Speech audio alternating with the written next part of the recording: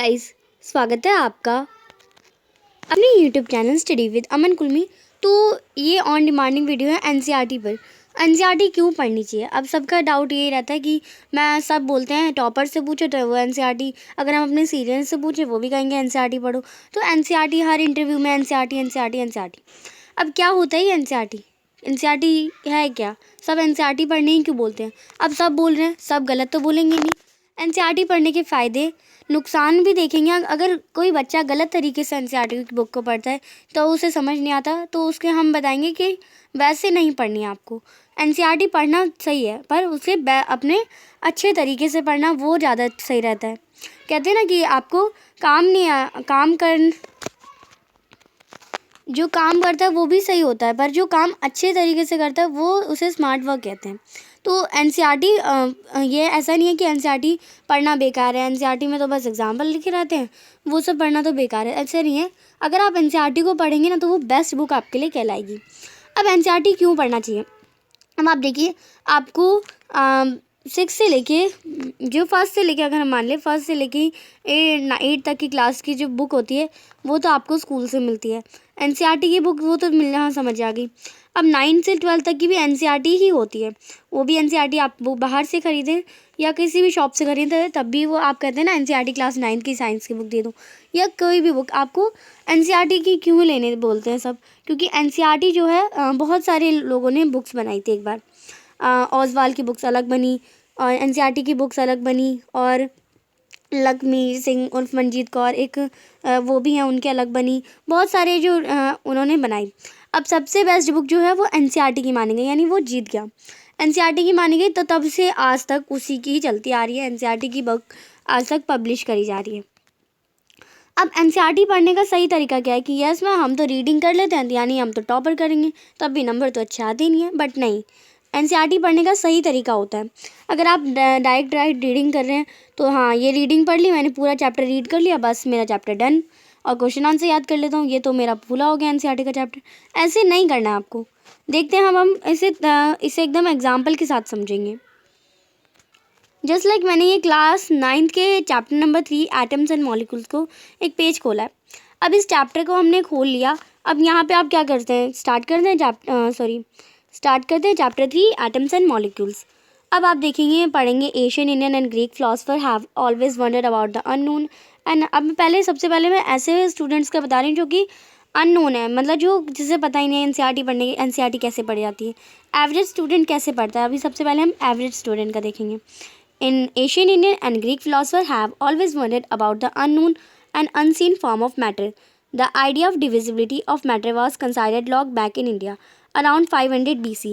An Indian philosopher Maharishi Kanand postulated that if we go on dividing matter, Padarth, we shall get smaller particles. Ultimately, a stage will come when we shall come across the smallest particle beyond which further division will not be possible. He named this particle Parmanu. Another Indian philosopher, Pukuda Katyama, embodied this doctrine and said these particles normally exist in combined form, which give us various form of matter. अभी हमने पूरा para पढ़ लिया। ये पूरा para पढ़ा, बस पढ़ते गए। कुछ बच्चे ऐसे भी होते हैं कि हाँ पढ़ के समझ भी लेते हैं। अब आपको वैसा भी नहीं करना कि पढ़ के समझ में लेना है। अब मैं एक स्मार्ट बच्चे यानी एक टॉपर बच्चे का पढ़ के दिखाती हूँ। अब एक टॉपर बच्चा क्या करेगा, उसने देखा कि एशियन इंडियन थे और ग्रीक फिलोसफर थे, उसने इसे अंडरलाइन कर दिया। और उन्हें डिविजिबिलिटी का आइडिया आया कि मैटर को डिविजिबल भी कर सकते हैं, यानी मैटर को उसके छोटे छोटे पार्टिकल्स में तोड़ सकते हैं। और कौन थे वो इंडियन फिलोसफर? वो एक इंडियन फिलोसफर थे महर्षि कन्नड़। अब वो यहीं पे ऊपर यहाँ पे आप जगह देखिए, यहाँ आपके चैप्टर के ऊपर बहुत जगह होता है, बहुत स्पेस होता है। वो लिखेगा वो क्वेश्चन सबसे पहले लिखेगा वो is an Indian philosopher which has the idea of divisibility of matter. तो एक क्वेश्चन बन गया, तो वो कौन थे? महर्षि कन्नड़। तो वो पहले एक क्वेश्चन लिख लेगा और आंसर के लिए वो क्या करेगा, आंसर भी नहीं लिखेगा साथ साथ, वो यहाँ पे उसे अंडरलाइन कर लेगा। जैसे the idea of divisibility of matter was an Indian philosopher महर्षि कन्नड़। ये एक स्मार्ट बच्चे की तरह करेगा वो। और उस डिविजिबिलिटी ऑफ मैटर को हम क्या कर सकते हैं, उसे स्मॉलर एंड स्मॉलर पार्टिकल्स में चेंज कर सकते हैं। तो ये भी एक क्वेश्चन बन गया हमारा। अब जो स्मॉलेस्ट पार्टिकल हुए further division will not be possible, यानी और स्मॉलेस्ट पार्टिकल क्या क्या पॉसिबल नहीं है, डिवीज़न पॉसिबल नहीं है। ये भी एक क्वेश्चन हो गया हमारा। फिर एक और इंडियन फिलोसफर है, उनका नाम क्या है, तो उनका नाम पुगदू। अनदर इंडियन फिलोसफर का नाम पुगदू कत्यानम। उन्होंने क्या बताया था, उन्होंने डॉक्ट्रिन बताई थी, यानी इसे सिद्ध करके बताया था। और normally exist which governs various form of matter, उन्होंने बहुत कुछ बताया। तो ये सारे यहाँ पे आप देखिए 3 क्वेश्चन बन गए, हमने ऐसे इस पैराग्राफ में ही 3 क्वेश्चन पढ़ लिए। अगर एवरेज स्टूडेंट होता है उसने बस रीड आउट कर लिया और समझ लिया, फिर वो 1 दिन बाद नहीं, 2 दिन बाद नहीं, 4 दिन बाद वो उस चीज़ को भूल जाता, 4 से 5 दिन तक वो उसे भूल जाता।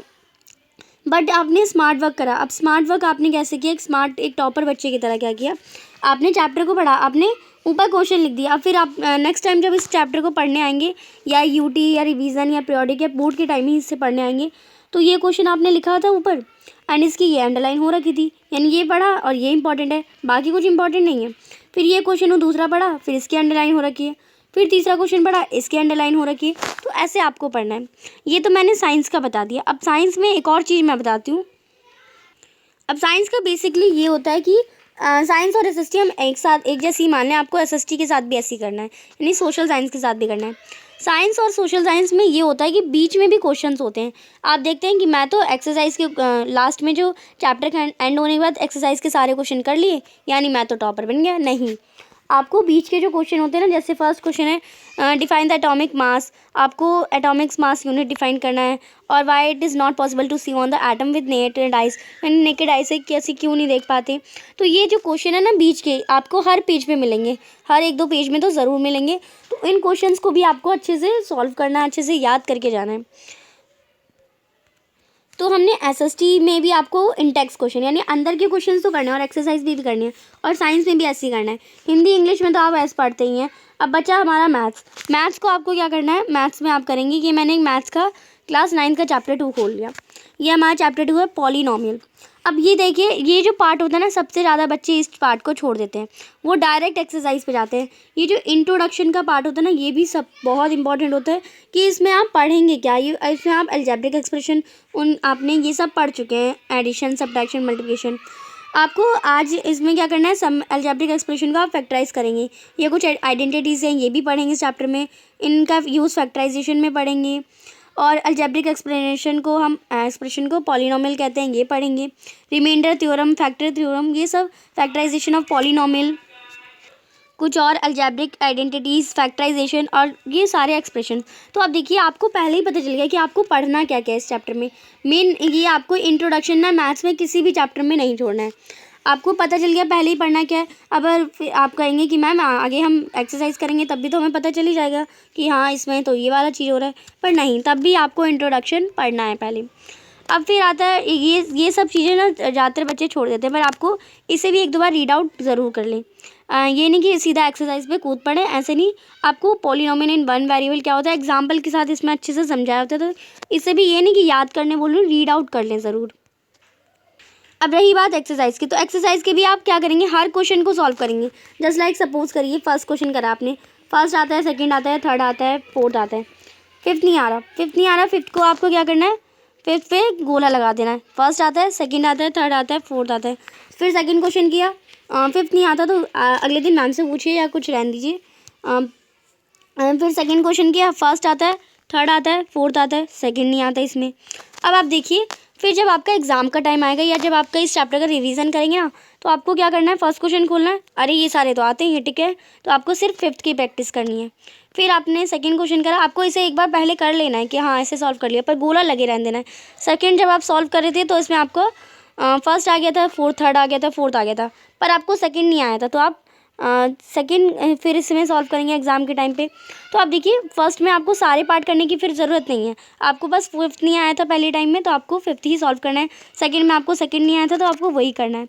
आप सारे पार्ट सॉल्व करेंगे कि हाँ इतना तो टाइम नहीं है, हमें तो टॉप करना है, हमें तो अच्छे से प्रैक्टिस करनी है, तो इतना टाइम भी कोई भी नहीं देता है आपको। जो क्वेश्चन पर आप गोला लगा रहे हैं कि इसमें हमें ये पार्ट नहीं आ रहा, इसमें हमें ये पार्ट नहीं आ रहा, और जिससे सारे आते हैं वो तो वेल एंड गुड है, वो तो सबकी प्रैक्टिस कर ही लेगा। जिसमें ये नहीं आता तो जो पार्ट नहीं आ रहा है उनको आपको गोल सर्कल कर लेना है, और अगले दिन पहले टीचर से पूछना है और अच्छे से उसका सॉल्व भी कर लेना है, पर उस गोले को नहीं मिटाना है। अब ये भी पढ़ लेना है आपको एक बार।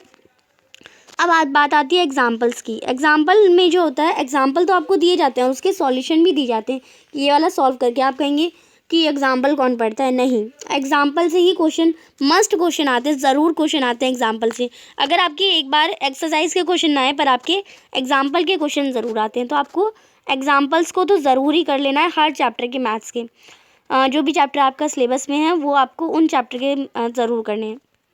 तो ये हमने देखा सही तरीका। तो ये सही तरीका जो मैंने आपको बताया, इससे आपका 90 से 95% तो ज़रूर आएंगे अगर आपने ये तरीका अपनाया तो।